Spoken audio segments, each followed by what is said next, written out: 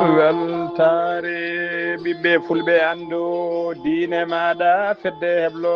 sukaɓe afrique weltare tv takkusana yoni to likseyba gorgol to beele ndendi to cuuƴa to ganki to wuuro djiby alpha to tulde baali to seyena wuuro moolo seyena gabaɓi to wajjo bo so yaaɓe to gourdioma to sinthiane gourdioma to dar salam ko on takkusan juula ha e nder galle ceerno amati jane alpha mamma sili ba to moderne ha to galle makko sama sa to killinkara kayɗi ko on takkusan juula ha to dal ceerno aman nene to kaheyɗi ko taari ɗum kala ene jeeya e gaddiɗi kabaruji men to leydi Mauritanie rewɓe yinnoɓe kaya yuɓɓinde ko fati moɓodiral men aljuma hanki o go lewru mai hitande ujunnaje ɗiɗi e nogas e jeegom yesso assemblée nationale hollirde metti men e ko rewɓe torlete ko mbatti violé saaha mbare e nder leydi he kono ko police sariɓe sakiɓe haɗi gon seppo latade to leydi Sénégal aset hande o sanga 21 heures ma Bassirou Diomaye Faye hoorejo leydi ndi mo huccidire jaydiyankoɓe ɓe Walfa TV eɓe TFM ko fati gonka leydi ndi eko fati projet ji o jogani leydi ndi to leydi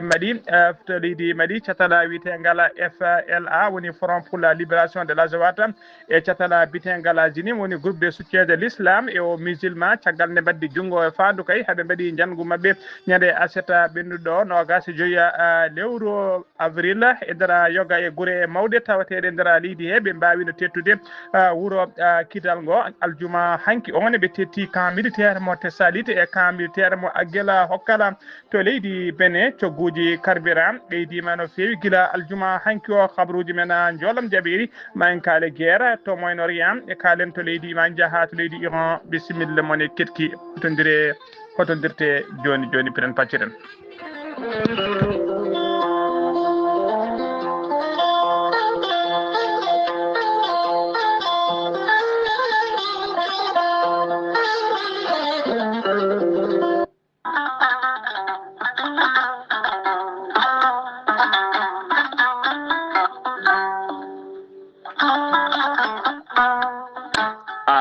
jambitowo ɓandu musoru ɓandu jaaɗoru ɓandu wuloru koyɗe musoje koppi musoji keceji musoje AVC cardiaque moƴƴiyam dogata e ɗaɗi muɗuma donkuɗo yaade juma e jama e jokkoyde enɗam kala holko jokkodirta koye gorel te heeɓe hutortoɓe ɗum jokkodiri e gorel te kolliti oɗo saaha koɓe jambitanno duuɓe kitale kala ɓe mbi'i alhamdulillah gorel te ko kawisaji mawɗi ko haako iwru ko to koridinoro ari ko wallude e safrude ha moni kala yiito hen hoore muɗuma gorel te a ittat ko jamireɗa mbaɗa e ndiyam gulɗam aɗa yara aɗa yiito hen cellal ɓandu maɗa ala effet ala rewam ala haydara ko haako tan wocca ko fewna ha feewi aɗa yara ene lawƴa kala ñabbuji gonnoɗe nder ɓandu maɗa an jiɗɗo jokkodirde e tonggode gorel te walla ni site gorel te jangana hoore maɗa ko jangta e gorel te jahata koto internet a tappa toon www.gorelte.com joni jiya toon ko safrata e ñabbuji cuɗotoɗe ɓalli kala so tawi noon ko tonggode gorel te jiɗɗa hebde gonɗa koye nder leydi Mauritanie jokkodirta koye Adama Niang ɓuuri andirede Boy Nasa on noon mbatta ko 47 85 20 96 walla so tawi koto sehil baabi gonɗa e ko taari ɗum kala jokkodirta koye Elimane Ndiaye 46 57 85 92 so tawi gonɗa koto kay hayɗi e ko taari ɗum kala jokkodirta koye Acca Keɓe 46 46 48 86 walla so tawi koto Nouadhibou gonɗa jokkodirta koye Seyni Niass mbatta ko 46 53 52 43 so tawi gonɗa koto États-Unis de Amérique jokkodirta koye Abousso Kawral Fouta Business +1 34 77 01 56 77 so tawi gonɗa koto leydi France jokkodirta koye Haruna Ngayda 06 50 99 64 43 musidɓe tedduɓe gorel te e jeese men dañen jama kettode kaburuji mon e demgal pula Afrique, Asie, Europe, Amérique, Moyen-Orient, Océanie.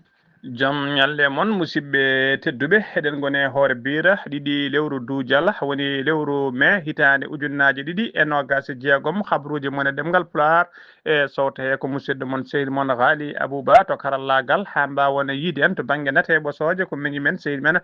saydou abouba hono noon mbiruɗen gardide kabaruji men koto leydi Mauritanie pudaɗen to leydi Mauritanie ceerno Amadou Tidiane Alpha Mamadou Siley Ba khalifa diine to kayɗi ine tintina dendagal bandiraɓe sehilaɓe Allah nawinomo e dow jaam e kisal toon to Daka Madina Gounas Allah artirimo kadi e dow jaam e kisal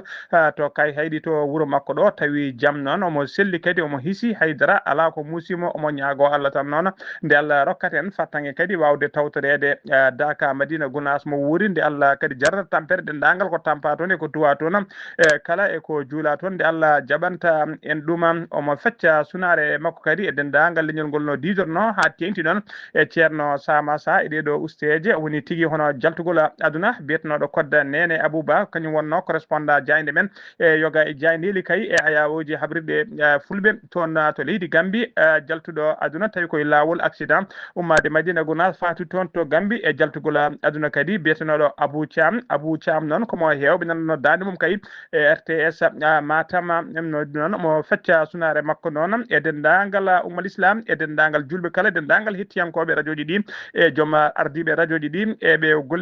gollitno kala omo fecca e men sunare ha tenti noon e ceerno Sama Sa mo ñaw eɗen dow inde ceerno Abdoulaye Sara Abdoulaye Sara nden eɗen dutta duwawuji faade dendagal bandiraɓe guila kay noddunoɓe ha e duynoɓe e vocal uji e wannoɓe duynoɓe e réseaux sociaux ji e groupe aji kala e noddunoɓe kala ɗena mbiya tan yo Allah windano baraji so windi to momtu allahumma amina ha joni ko leydi Mauritanie keddoɗena to leydi Mauritanie noon wonande kay kala jiɗɗo ñotnede do lokke joɗɗo kay ha fadda jokkodirta koye Amadou Mbaye makam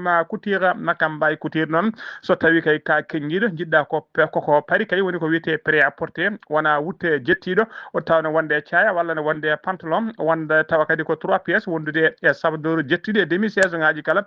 guila e basin ha e super 100 kala so tawi kay ka keñiɗo a yettima to makam Mbaye Couture ɗo ma waw hebde hano hannirta ni guila kay joguiɓe inɗeli ha joguiɓe ko fate yangueji en ko fate ziyaruji kala so tawi a jokkodira makko e heeñi ɗon e ɗon so tawi a yettima ma heɓ tigui ko bonnoɗa ñanta ha yimɓe kala darma wonande kadi yidɓe hettude kay ko fate julde taske yidɓe ñantade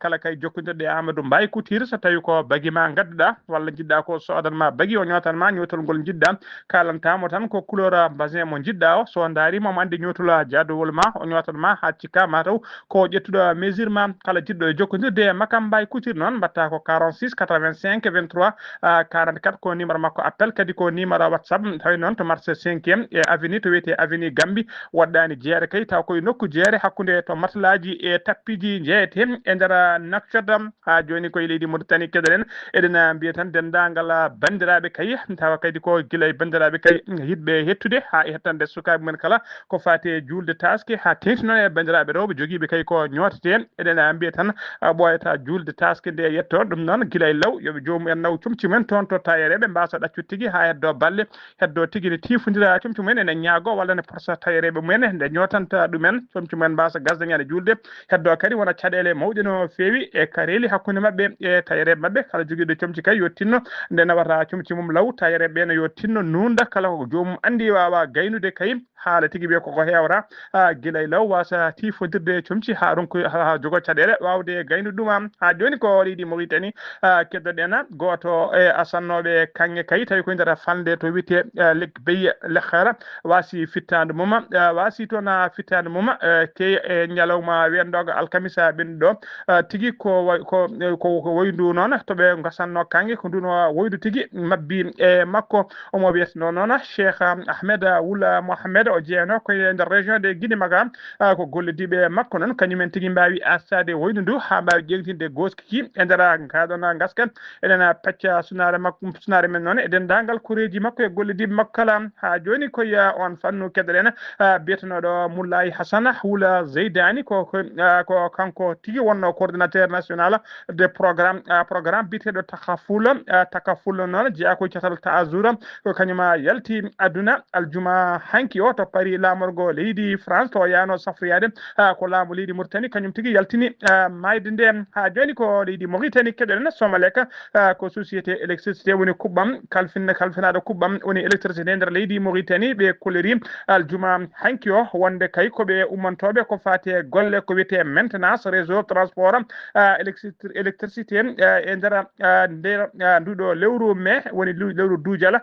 dari ndu gonɗen e nder jonte tati gadane lewru ndu e nder jonte tati noon yontere kala maɓe cuɓo hen balɗe kay tawi ko balɗe ɗe ɓe mbaɗata on entretien maintenance ɗum noon ma saabu kay coupiraji courant kewɗi e nder yoga e leeɗe kay e nokcoda eko taari ɗum kala Somalek noon ene yafno hen dendagal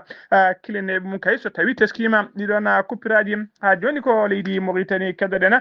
service halfinaɓe ko fate awo e nder maaje kadde ɗe leydi Mauritanie kamɓene ɓe koliri koɓe ummantoɓe kay à partir de ñande 11 lewru mai woni duujala gonɗen du campagne mawɗo no fewi tawi ko campagne d' inspection dendagal nafiraji woni batoji laaɗe kay gawoje e nder maaje kadde leydi ndi guila noon yidde mabɓe yidde laamu ngu noon ko yo luwaji kay tawi ko fate luwaji awo yo mbaɗe tigui yo korme mbaɗe respecté nder leydi he hano hannirta ni ko directeur agence mauritanienne des affaires maritimes ko kañum ɓayini kañum yaltini on note circulaire o wi noon omo wiye kanko noon omo wiye Cheikh Ahmed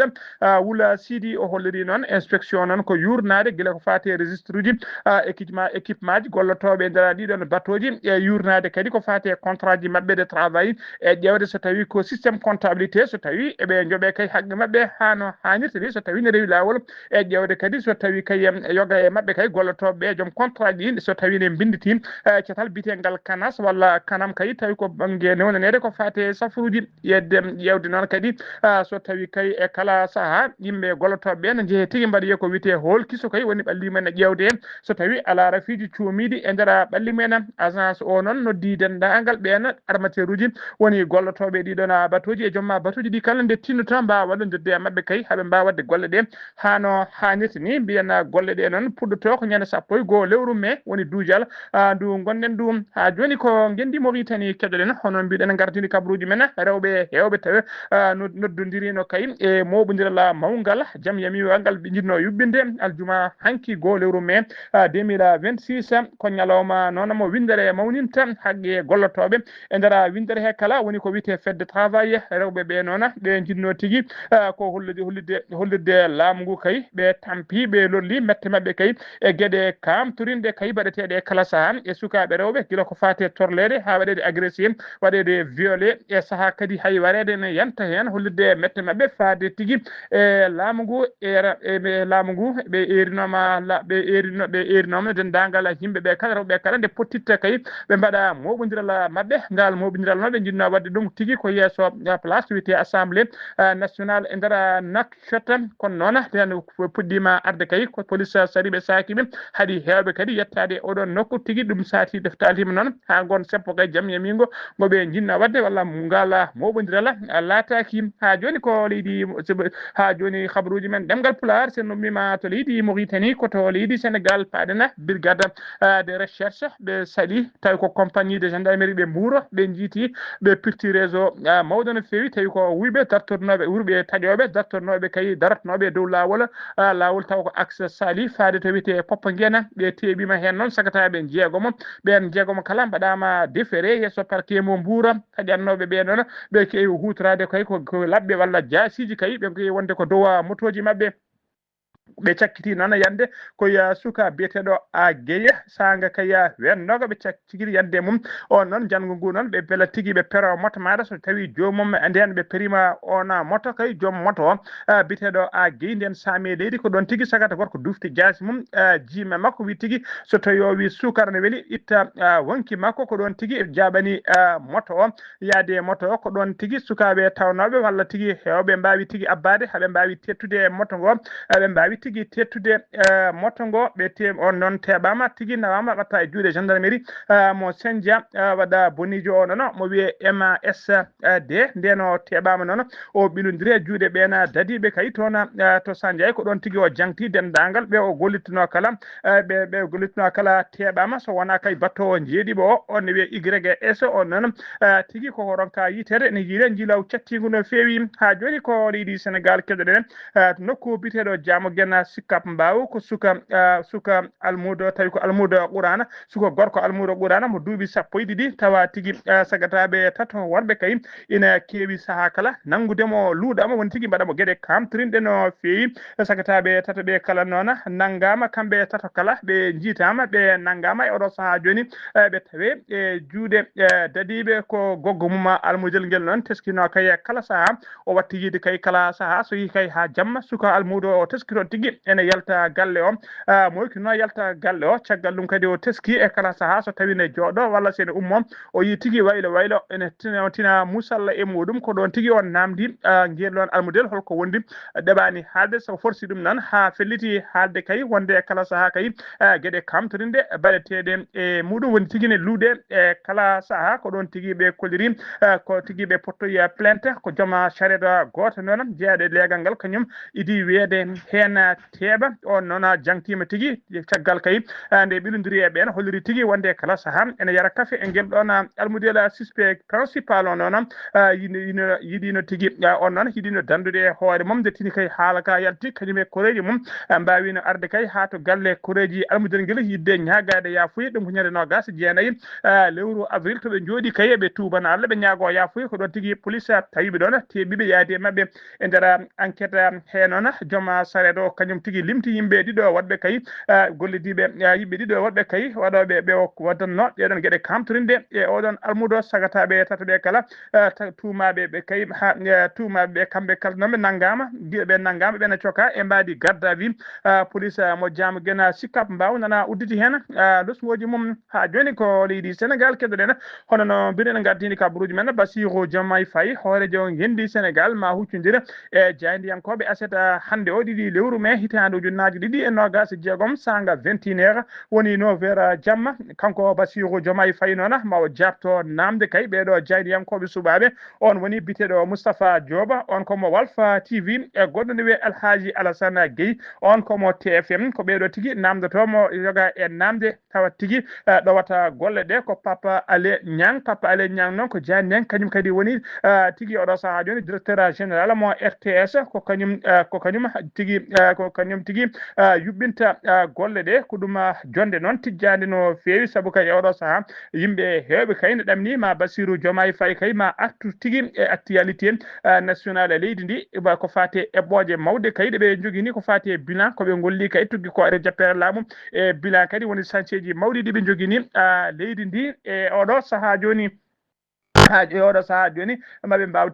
tigui wawde tigui namdadema ma waw haalde ɗeɗon gueɗe yewtere nde ɗon woni jonde nde waɗa tigui ko tenggu woni en direct ko kuccam tijjangal no feewi e oɗo saaha nder leydi Sénégal ha joni ko leydi Sénégal keɗona Marie Thiaw Niane ko directeur du cabinet du président de la République mo leydi Sénégal o holliri tigui wonde o porti plainte contre biteɗo Thierno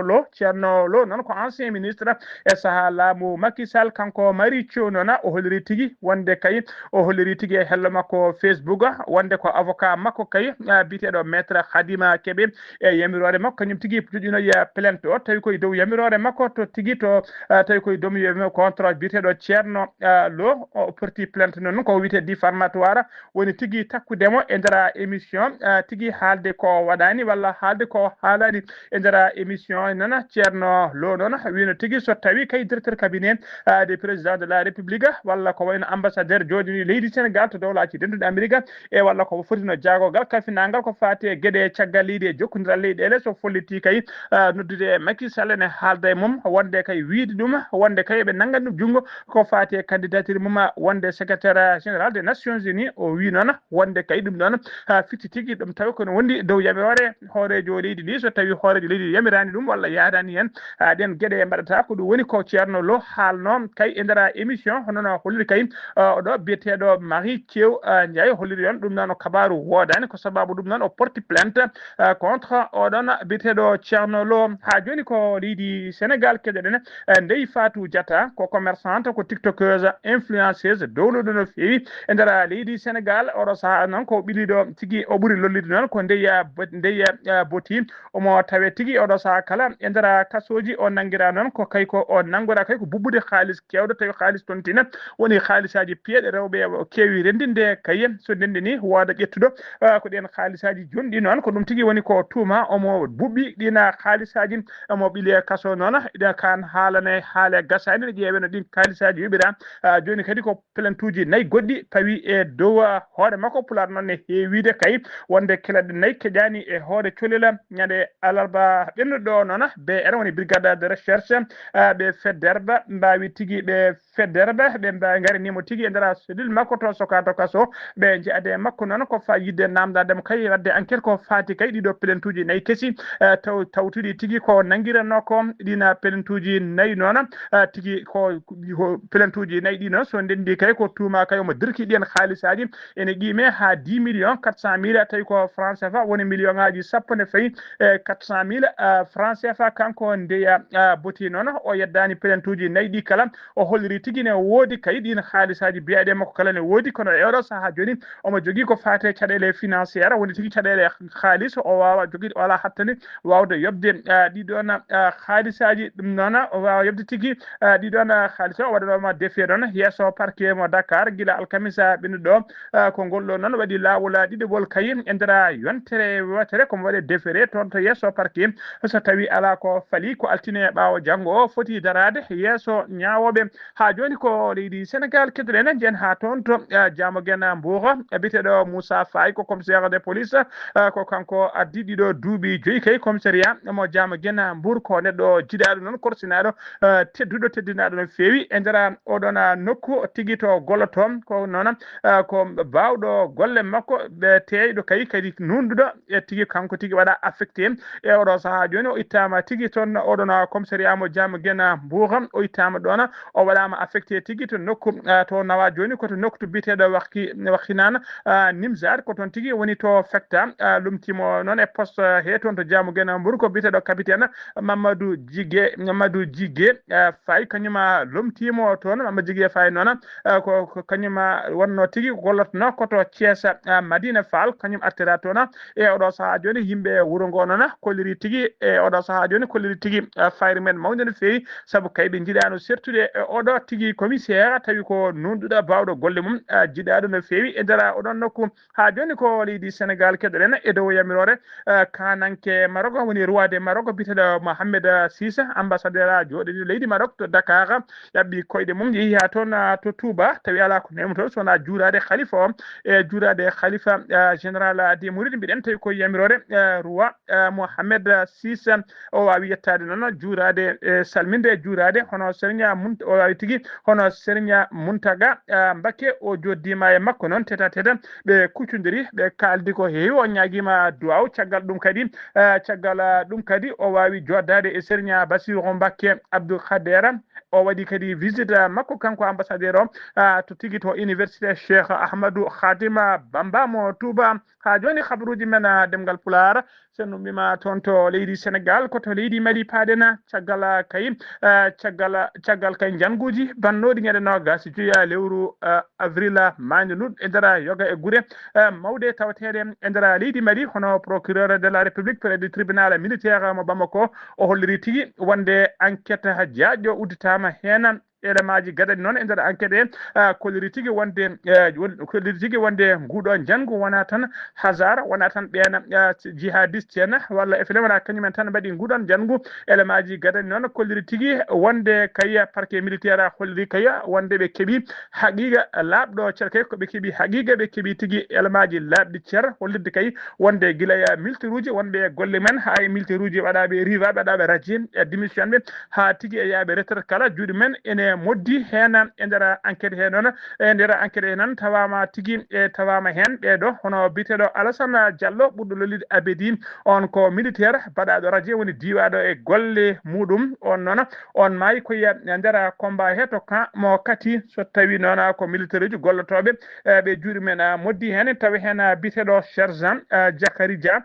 sojo wondude adjudant Moussa Diana wondude adjudant chef biteɗo Mamadou Keita wondude retraité ji ko wayno biteɗo Soyba Diarra enquête o kadi holliri yimɓe dawrugol hewɓe juuɗe men ina moddi hen ko wayno docteur Oumar Marigo kañumne limtama e nder enquête o procureur de la république holliri kay wonde yimɓe hewɓe kay puɗɗima wiyede teeɓa ɓe juuɗe men moddi tigui e ngoɗo complot nguɗo janggo kadi o holliri enquête jaaƴo tigui nana jokki hen beele dendagal ɓe juuɗe men moddi hen ɓe kala enen mbawa teɓede ha joni ko leydi Mali keɗoɗen général Azimi Koïta kañum woni hoorede transition laamu leydi Mali o bismima o joddima e délégation guinenaɓe tedduɗo délégation mawɗo no fewi ñande 30 lewru avril to Bamako ardi oɗon ardiɓe toon noon ko yettinde e duwawuji mabɓe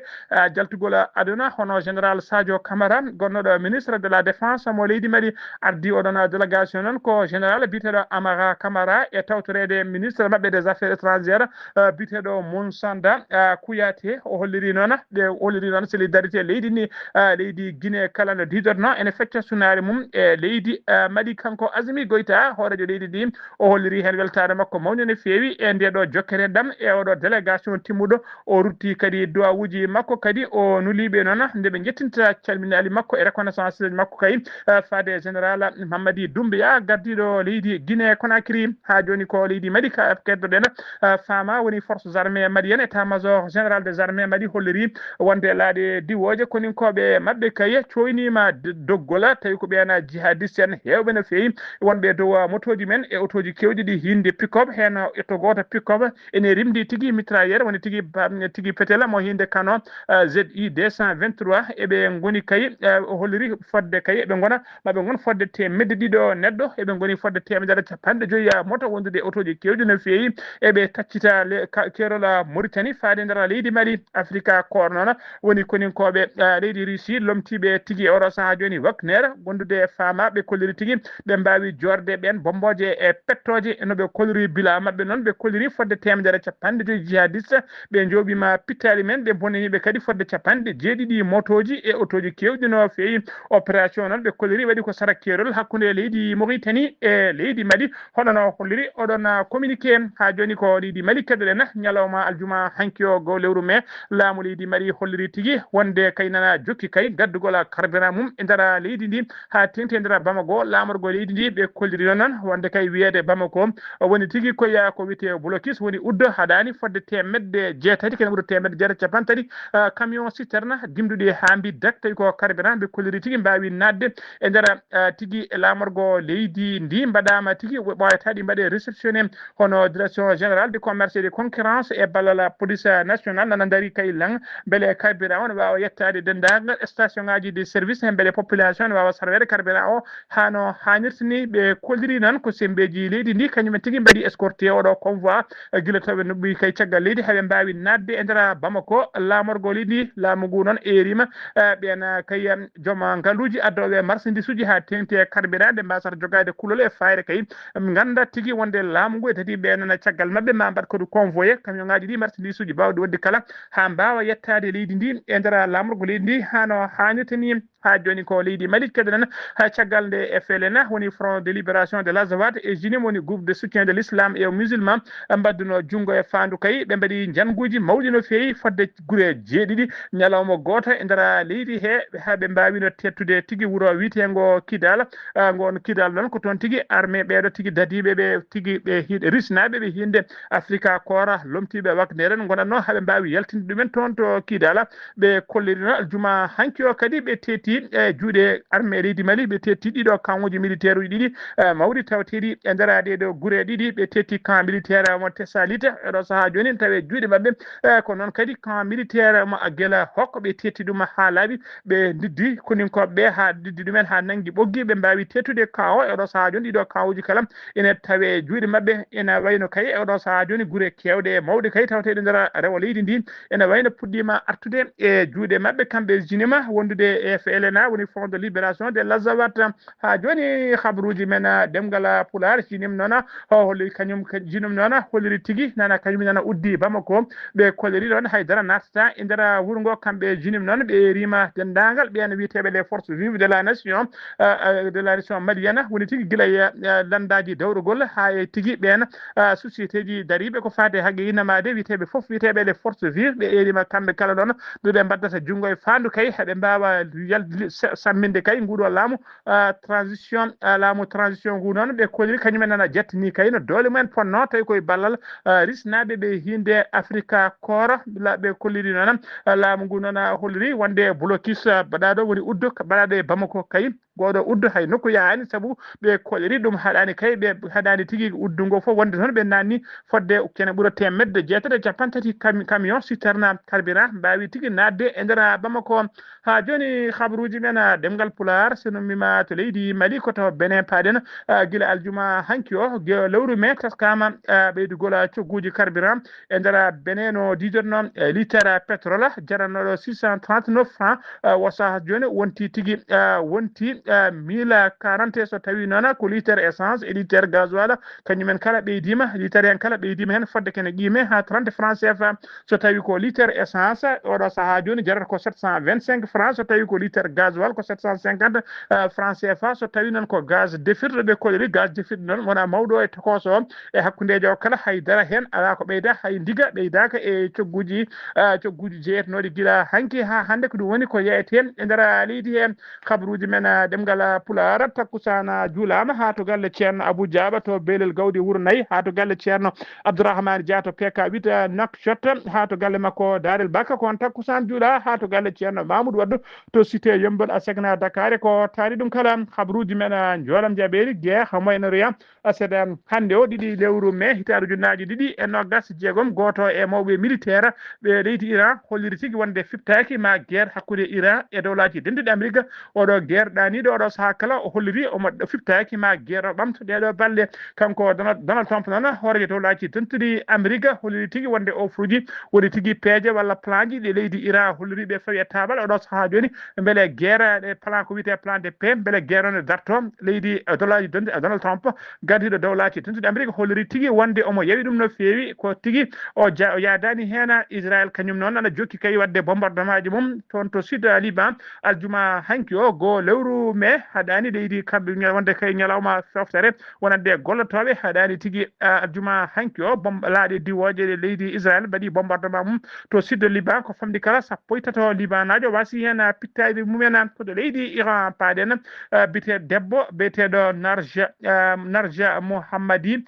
ko debbo Iran najo kanko hemno jeenari woni jeenari prix Nobel de la paix koɓe mbiyata lauréat du prix Nobel de la paix ko kanko noon guila décembre 2025 ko nanggaɗo mo soka e nder leydi Iran o wonano karɗo cellal oɗo saaha kala teskama noon jamma hanki o cellal tigui cellal ngal ustima no fewi kay ha waɗi malaise o wawi tigui ƴorondede ɗon o nawama o mona entiri to hôpital goto tawe e nder